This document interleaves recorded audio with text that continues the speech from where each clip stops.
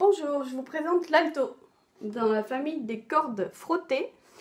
Donc ce n'est pas un violon, même s'il ressemble beaucoup. En fait, il est un petit peu plus gros et un petit peu plus épais qu'un violon, c'est-à-dire qu'il va être un petit peu plus grave. En fait, si je dessinais le violon dessus, il serait à peu près de cette taille-là, il irait jusqu'ici. Hop, voilà, et il serait un tout petit peu plus petit en bas aussi, et un petit peu moins épais. Donc, nous avons quand même une très forte ressemblance avec le violon. Après, c'est une histoire de goût, parce que sur 4 cordes, nous en avons 3 qui sont les mêmes que sur le violon. Celle-ci, celle-ci et celle-ci. À la différence du violon, l'alto a une corde grave, une corde de do, et le violon a une corde de mi, une corde aiguë que je n'ai pas.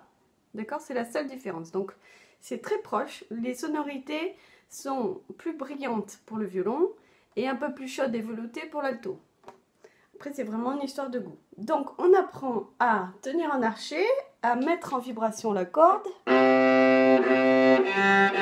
ça qui fait le son. Et une fois qu'on sait tenir son archet droit, on apprend à poser les doigts pour faire les notes.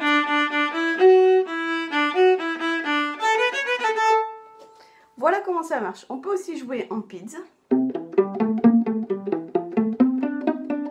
peut jouer plusieurs notes à la fois. Ok.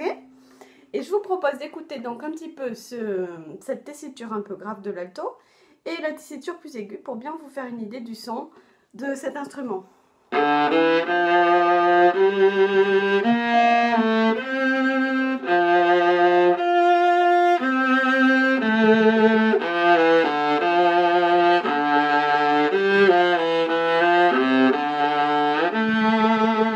Un peu plus dans l'aigu.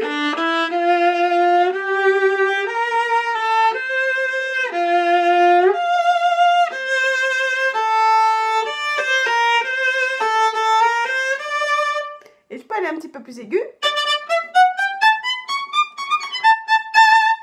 Mais après, ce sera le violon qui ira plus loin.